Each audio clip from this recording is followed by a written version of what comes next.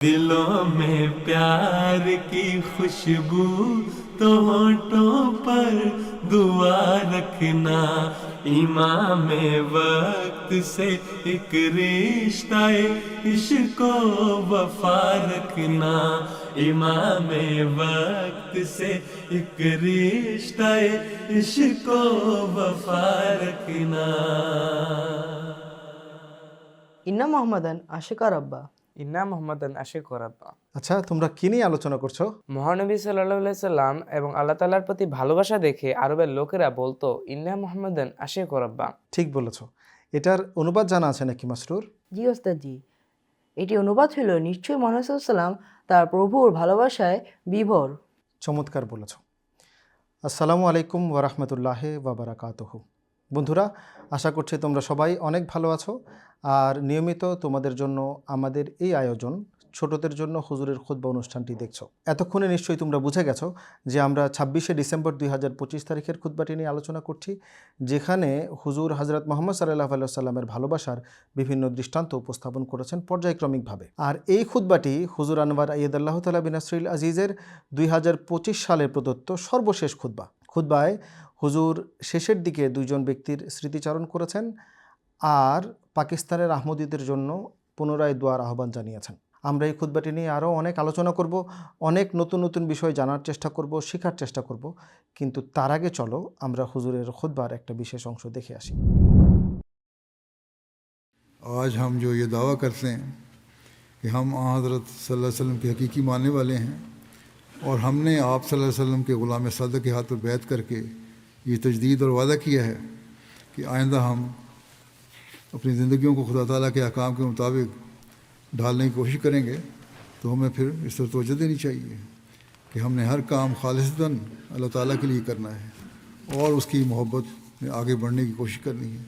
जब हम ये करेंगे तो फिर ही हम अल्लाह ताला के फजलों के वारिस भी बन सकेंगे, हज़रत सल्लल्लाहु अलैहि वसल्लम की उम्मत में होने का सही हक़ अदा कर सकेंगे और हज़रत मसीह अलैहिस्सलाम की बैत में आने का हक़ अदा कर सकेंगे और आपके हकीकी मानने वालों में शुमार हो सकेंगे। अल्लाह ताला हमें इस बात की तौफीक अता फरमाए।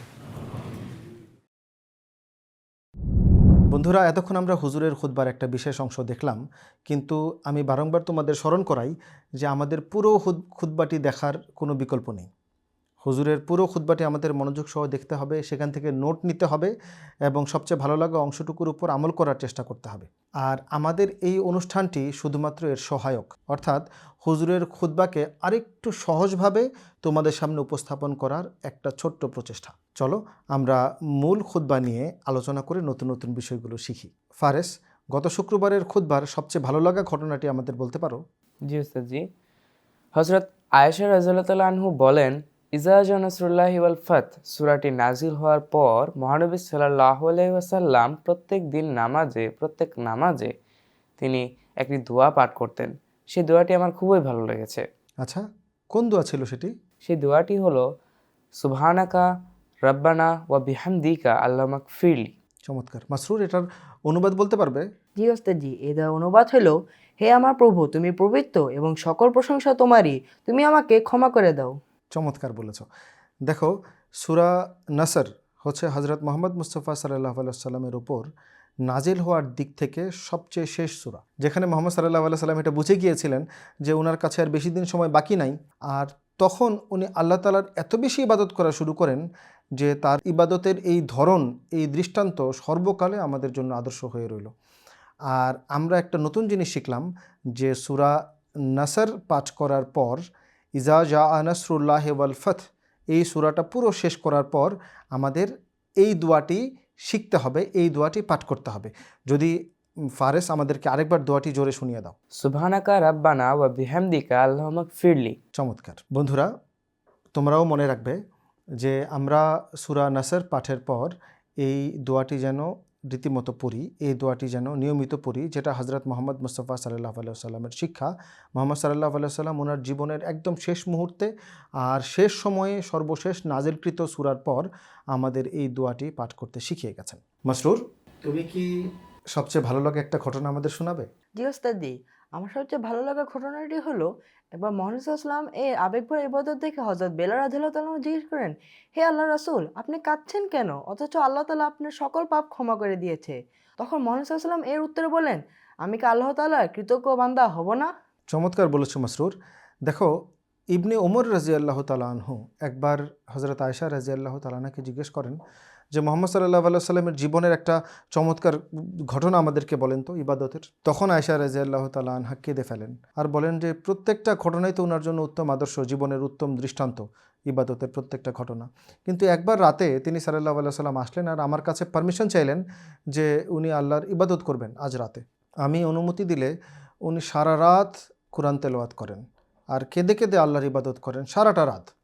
আর পরবর্তীতে যখন হজরত বেলাল রাদিয়াল্লাহু তাআলা আনহু সকালে যান, গিয়ে দেখেন যে এইভাবে মোহাম্মদ সাল্লাল্লাহু আলাইহি সাল্লাম দাঁড়িয়ে আছেন আর মোহাম্মদ সাল্লাল্লাহু আলাইহি সাল্লাম সিজদায় গিয়ে এভাবে কাঁদছেন। তখন তিনি বলেন, ইয়া আল্লাহ রাসূল সাল্লাল্লাহু আলাইহি সাল্লাম, আল্লাহ তো আপনার পূর্বাপর সমস্ত গুনাহ মাফ করে দিয়েছেন, আপনি কেন এত কষ্ট করছেন?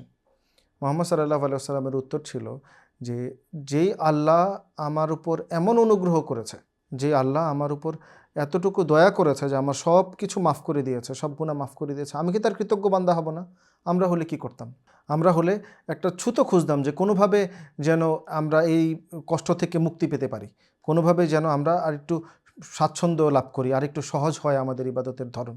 কিন্তু মোহাম্মদ সাল্লাল্লাহু আলাইহি সাল্লামকে যখন আল্লাহ তাআলা ঘোষণা দিলেন যে তোমার সব গুনাহ মাফ হয়ে গেল পূর্বাপর, মোহাম্মদ সাল্লাল্লাহু আলাইহি সাল্লাম ইবাদতে আরও বেশি অগ্রগামী হলেন আর আমাদের শিক্ষা দিলেন যে আল্লাহর ভালোবাসায় বিভোর হয়ে আমরা যেন ইবাদতের ক্ষেত্রে আরও বেশি অগ্রগামী হই, আরও অনেক বেশি ইবাদত করতে থাকি, আল্লাহ তাআলার নৈকট্য প্রাপ্তির চেষ্টা করি, নৈকট্য অর্জনের চেষ্টা করি। ঠিক আছে? জি জি ওস্তাদ, ওস্তাদ জি। ঠিক আছে বন্ধুরা, অনুষ্ঠানের এ পর্যায়ে ভিডিও বার্তার পালা। চলো আমরা তোমাদের পাঠানো ভিডিও বার্তাগুলো দেখে আসি। মহানবী সাল্লাল্লাহু বলেছে, নিশ্চয়ই কিছু কিছু সন্দেহ পাপ। গত শুক্রবারে খুতবায় হুজুর বলেন, সূরা নাসর অবতীর্ণ হওয়ার পর যখনই মহানবী সাল্লাল্লাহু আলাইহি সাল্লাম নামাজ পড়াতেন, এই দোয়া করতেন, সুবহানাকা আল্লাহুম্মা রাব্বানা ওয়া বিহামদিকা আল্লাহুম্মা গফিরলি। মহানবী সাল্লাল্লাহু আলাইহি ওয়াসাল্লাম সবসময় আল্লাহর কাছে দোয়া করতেন। আরেশ, আকাশে মেঘ জমলে কি তোমার ভয় লাগে? না, আমার তো ভয় লাগে না, আমার তো অনেক আনন্দ লাগে। আমাদের হয়তো বা ভালো লাগতে পারে, কিন্তু মহানবী সাল্লাল্লাহু আলাইহি ওয়াসাল্লাম যখন আকাশে মেঘ জমতে দেখেন তখন তিনি চিন্তিত হয়ে যান। একটা চমৎকার বিষয় নিয়ে তোমরা আলোচনা করছো। দেখো, মোহাম্মদ সাল্লাল্লাহু আলাইহি সাল্লামের জীবনী যখন আমরা পড়ি, মোহাম্মদ সাল্লাল্লাহু আলাইহি সাল্লামের জীবনী নিয়ে জানার চেষ্টা করি, তখন দেখি যে যেখানেই পবিত্র কোরআনে মোহাম্মদ সাল্লাল্লাহু আলাইহি সাল্লাম শাস্তির বিষয়টা আসতো, কোনো জাতির উপর শাস্তি দেওয়ার বিষয় আসতো, শাস্তি সম্পর্কিত কোনো জিনিস আসতো, তখনই উনি থেমে যেতেন, আল্লাহর কাছে মাগফিরাত কামনা করতেন। আর যেখানে আল্লাহর রহমতের ব্যাপারগুলো আসতো, ওই স্থানগুলোতে উনি থেমে যেতেন আর আল্লাহর কাছে রহমতের প্রত্যাশা করতেন। যখন আকাশে মেঘ জমে যেত, মোহাম্মদ সাল্লাল্লাহু আলাইহি সাল্লাম এদিক সেদিক তাকাতেন, ঘরে যেতেন, ঘর থেকে বেরোতেন, যেন ব্যাকুলের একটা অবস্থা ছিল। তো আয়েশা রাদিয়াল্লাহু তাআলা আনহা এই ব্যাপারে বলছিলেন যে যখন মোহাম্মদ সাল্লাল্লাহু আলাইহি সাল্লামকে একবার তিনি জিজ্ঞেসই করে ফেলেন যে আল্লাহ রসুল, আপনি এমন আকাশে মেঘ দেখলে ঘাবড়ান কেন? তখন আয়েশা রাদিয়াল্লাহু তাআলা আনহার এই প্রশ্নের উত্তরে মোহাম্মদ সাল্লাল্লাহু আলাইহি সাল্লাম বলছিলেন যে আদ জাতির ওপর একটা মেঘ এসেছিল, তো আদ জাতি এটা ভেবেছিল যে এই মেঘ তাদের জন্য রহমতের মেঘ হবে, কিন্তু পরবর্তীতে এটা তাদের উপর আযাব হিসেবে এসেছিল। তো আমি সাবলীলভাবে জিনিসটা উপস্থাপন করছি যে মোহাম্মদ সাল্লাল্লাহু আলাইহি সাল্লাম এর জন্য উনি ঘাবড়াতেন যে এই মেঘ কখনো আবার আযাবের মেঘ না তো। কিন্তু যখন বৃষ্টি বর্ষণ শুরু হয়ে যেত তখন উনি আবার আনন্দিত হতেন, উনি অনেক বেশি খুশি হয়ে যেতেন। মোহাম্মদ সাল্লাল্লাহু আলাইহি সাল্লাম চেষ্টা করতেন যে আল্লাহ তাআলার বরকত অন্বেষণের কোনো একটা ছোট ছোট বিষয়কেও পিছনে না রাখার, প্রত্যেকটা ছোট্ট বিষয় থেকে বরকত অন্বেষণের চেষ্টা করতেন। একই রকমভাবে আল্লাহ তাআলার আযাবের স্থানগুলো, আযাবের অবস্থানগুলো সবগুলো থেকে বেঁচে চলার চেষ্টা করতেন, আল্লাহ তাআলার মাগফিরাত কামনা করতেন, তাই না? জি ওস্তাদ জি।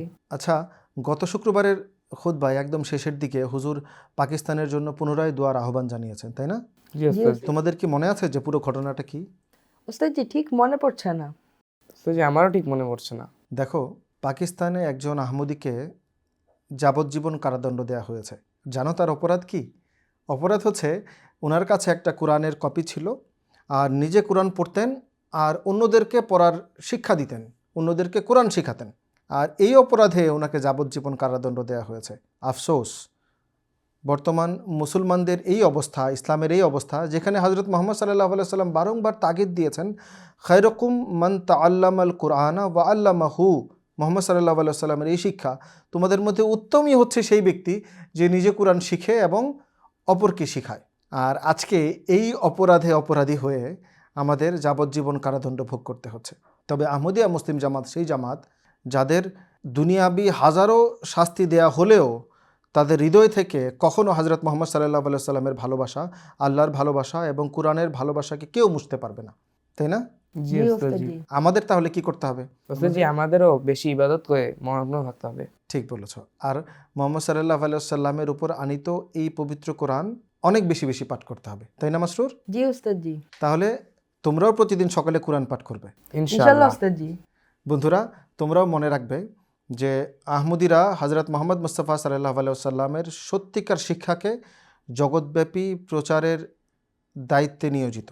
এর জন্য আমাদেরও হজরত মোহাম্মদ সাল্লাল্লাহু আলাইহি সাল্লামের এই শিক্ষা, মোহাম্মদ সাল্লাল্লাহু আলাইহি সাল্লামের উপর আনিত এই সর্বশেষ ঐশিক গ্রন্থ আল কোরআনকে নিজের অন্তরে ধারণ করতে হবে, অন্তরে লালন করতে হবে আর প্রতিদিন নিয়মিত পাঠ করতে হবে। চলো আমরা ওয়াদা করি যে দুনিয়াবি যত শাস্তি আমাদের উপর আপতিত হোক না কেন, আমরা নিজেরা হজরত মোহাম্মদ সাল্লাল্লাহু আলাইহি সাল্লামের শিক্ষা অনুযায়ী কোরআনের উপর আমল করার চেষ্টা করব, কোরআন পাঠ করব এবং অন্যদেরকে কোরআন শিক্ষা দিব। বন্ধুরা, দেখতে দেখতে আমরা অনুষ্ঠানের একেবারেই শেষ পর্যায়ে চলে এসেছি। এবার কুইজের পালা। আচ্ছা বলো তো, মোহাম্মদ সাল্লাল্লাহু আলাইহি সাল্লাম একবার কাউকে না জানিয়ে দোয়া করার জন্য একটা স্থানে যান রাতের বেলা, সেই স্থানটার নাম কি? দুজনেরই মনে আছে? প্রথমে ফারেজ বলো। ওস্তাদ জি, জান্নাতুল বাকি। চমৎকার, জাযাকুমুল্লাহ, তোমার উত্তর ঠিক হয়েছে। বন্ধুরা, আমরা দেখতে দেখতে অনুষ্ঠানের একেবারেই শেষ পর্যায়ে চলে এসেছি। আর তোমরা তো জানো যে আমাদের এই অনুষ্ঠানটা হচ্ছে 2025 সালের ছোটদের জন্য হুজুরের খুতবার সর্বশেষ এপিসোড। তোমাদের আবারও স্মরণ করিয়ে দিই, আমাদের এই অনুষ্ঠান কিন্তু তোমাদের জন্য। তোমরা যদি হুজুরের খুতবা মনোযোগ সহকারে না দেখো আর এর থেকে উপকৃত না হও, তাহলে আমাদের অনুষ্ঠানের কোনো ফল আসবে না। এর জন্য আমরা অনুরোধ করছি যে তোমরা হুজুরের খুতবা নিয়মিত দেখবে আর আমাদের এই অনুষ্ঠানও নিয়মিত দেখবে। আর তোমাদের স্মরণ করিয়ে দিই যে তোমরা যে ভিডিও বার্তাগুলো আমাদের কাছে পাঠাও, প্রত্যেকটা ভিডিও বার্তা আমরা দেখি, আমাদের খুব ভাল লাগে। পূর্বেও তোমাদের স্মরণ করিয়েছি যে যেই জায়গাগুলো থেকে বেশি বেশি ভিডিও বার্তা আসবে, যারা বেশি বেশি আমাদের কাছে ভিডিও বার্তা পাঠাবে, আমরা সেখানে গিয়ে সরাসরি প্রোগ্রাম করার চেষ্টা করব, কিংবা অনলাইনে তোমাদেরকে আমাদের এই প্রোগ্রামের সাথে কানেক্ট করার চেষ্টা করব। আমাদের এই অনুষ্ঠান যারা এতক্ষণ মনোযোগ সহকারে দেখেছো, সবাইকে অনেক অনেক ধন্যবাদ। আর দুইজন প্যানেলিস্টকে ধন্যবাদ জানিয়ে আজকের মতো এখানেই বিদায় নিচ্ছি। अस्सलामु अलैकुम वरहमतुल्लाहि वबरकातुहू। दिलों में प्यार की खुशबू तो होठों पर दुआ रखना, इमाम वक्त से एक रिश्ता इश्क वफा रखना, इमाम वक्त से एक रिश्ता इश्क वफा रखना।